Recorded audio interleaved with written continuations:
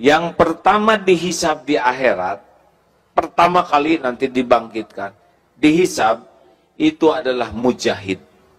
Orang yang berjuang di jalan Allah sampai mati terbunuh. Ditampakkan nikmat oleh Allah dan ditanya, apa yang kau ditampakkan nikmat dan dia mengakuinya, apa yang kau lakukan? Ya Allah, saya sudah berjihad fisabilillah, berjuang sampai saya terbunuh di medan perang, dan saya lakukan ini lillahi ta'ala, karena engkau. Lalu Allah berfirman, kadzabta, dusta kamu, bohong kamu. Kamu berjuang bukan karena Allah, tapi kamu berjuang karena ingin dianggap pemberani, dan sudah engkau dapatkan sebutan itu. Di akhirat ternyata diseret dalam keadaan tertelungkup menjadi ahli neraka. Dengar ini hadirin, tidak kurang perjuangannya untuk Islam, tidak kurang pengorbanannya, dia sampai mati di medan perang. Tidak kurang pengakuannya, dia ngomong tuh lillahi ta'ala. Tetapi Allah tidak bisa dibohongi. Wa huwa alimum bidatis sudur. Allah tahu isi hati. Ternyata Allah berfirman, engkau berjuang bukan karena Allah, tapi engkau berjuang ingin dianggap pemberani, dan sudah engkau dapatkan. Ternyata sehebat apapun berjuang, sehebat apapun berkorban, bahkan sampai mati walaupun mengakui, tapi hatinya sibuk mencari kedudukan di sisi makhluk, sirna amalnya. Jelas hadirin? Bukan kurang perjuangannya, bukan kurang pengorbanannya, bukan kurang pengakuannya, yang kurang cuma satu saja. Apanya? Hatinya. Lebih senang dengan pujian manusia daripada ingin diterima amalnya oleh Allah. Pegang ini hadirin, ini mutlak. Kalau saya baca hadis ini serius sekali. Mengapa? Karena yang kedua dihisab adalah yang belajar agama dan mengajarkannya, seperti Ustadz Abdul Somad, Ustadz Adi Hidayat, Ustadz yang lain. Ya, pasti agim. Saudara nggak kuat ya, saya pengen dihisab yang kedua. Belajar agama dan mengajarkannya, belajar Quran dan membacanya. Ditampakkan nikmat, dia mengakuinya. Apa yang kau lakukan? Saya sudah belajar agama dan saya dakwahkan. Saya belajar Quran dan saya baca lillahi ta'ala, ya Allah. Ngakunya karena Allah. Tapi Allah yang maha tahu isi hati yang tidak pernah bisa dibohongi siapapun berfirman, kadzabta, dusta kamu.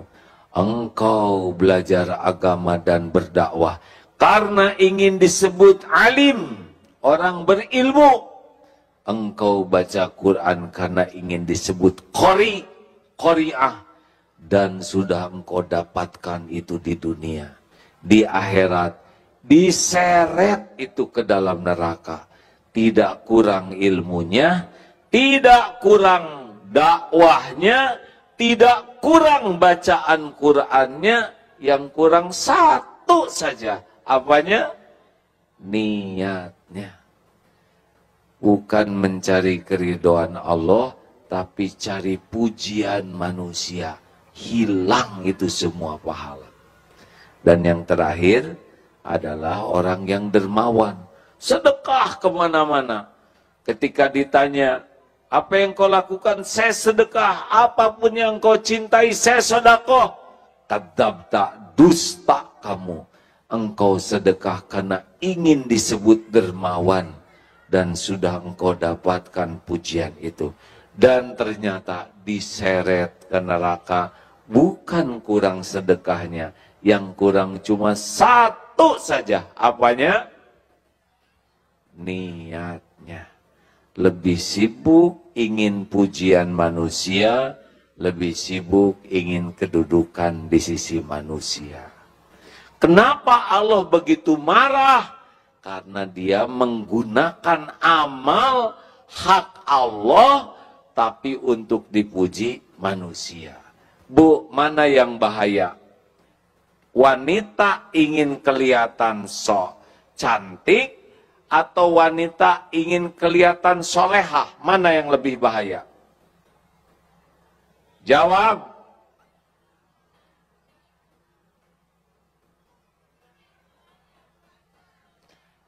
Wanita ingin kelihatan cantik, ya normal. Kalau lelaki ingin kelihatan cantik, tidak normal. Bolehkah wanita ingin kelihatan cantik? Boleh? Untuk siapa? Jawab. Suami siapa?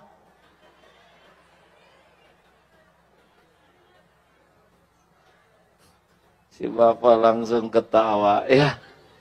Karena bapak jadi saksi, ya. Istri mau ke undangan stakar kebek dandan, pulang dari undangan, giliran ketemu khusus bersama suami, dibuka kerudung, rambut rewing, pensil alis di sini, bulu mata jadi bulu hidung palsu. Hadirin, kalau ingin kelihatan cantik masih urusan dunia, tapi ingin kelihatan solehah sudah pakai amalan akhirat. Ini sedikit saja rahasia ikhlas. Apa sih ikhlas? Al-Bayyinah ayat 5, A'udzubillahi minasyaitonirrajim, wa ma umiru illa liya'budullaha mukhlishina lahudina al-ayat. Allah tidak memerintahkan kita kecuali ikhlas, murni ikhlasnya. Maukah diberi susu murni yang gratis 2 liter sehari? Jawab. Tapi dicampur dengan kotoran sapi 1 sendok. Mau? Yang benar, Bu. Sesendok kecil saja. Yang betul. Seujung sendok kecil. Dikocek lah, ibu nggak usah tahu. Nggak mau. Itu dia aja nggak mau, ya. Nah, sedangkan syirik, inna syirka la zulmun azim. Menyekutukan Allah itu adalah kezoliman yang sangat besar. Nih latihannya supaya ikhlas. Ikhlas itu seperti apa? Seperti jantung berdetak tiap saat, berdegup tiap waktu, tidak pernah menonjolkan diri.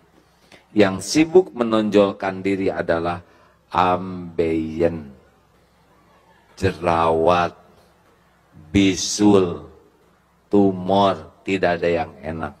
Makanya orang-orang yang overacting, sibuk ingin menonjolkan diri, pasti tidak enak hidupnya. Ikhlas itu seperti akar pohon, menyerap hujam ke tanah, menyerap sari-satri pati, mengokohkan pohon kokoh, rindang, berbunga, berbuah. Orang memuji pohon, padahal semua jerih payah akar. Betul? Atau seperti gula, mungkin sudah viral. Kopi kurang manis, yang disalahkan siapa? Kurang gula nih. Disalahkan gula. Kopi terlalu manis, yang disalahkan siapa? Kebanyakan gula nih. Giliran kopi enak, siapa yang dipuji? Ini kopi mantep. Benar. Tapi giliran penyakit baru disebut penyakit gula nih. Gitu. Tapi gula tetap saja manis, benar? Dia nggak dendam. 5, latihan jadi orang ikhlas. 1, jangan selalu ingin diketahui orang amal kita. Amal fardu, sunnahnya orang lain tahu. Sholat, ke masjid. Lagi apa tuh, mau kemana? Mau ke masjid mas, ayo kita ke masjid. Boleh, itu bukan riya, itu dakwah. Bayar zakat, saya mau bayar zakat nih, itu bagus.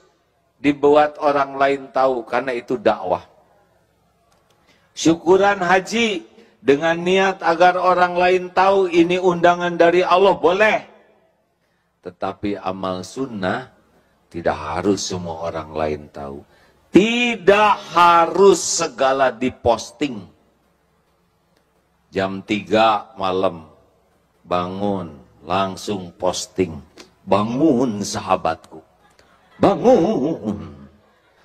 Sepertiga malam terakhir,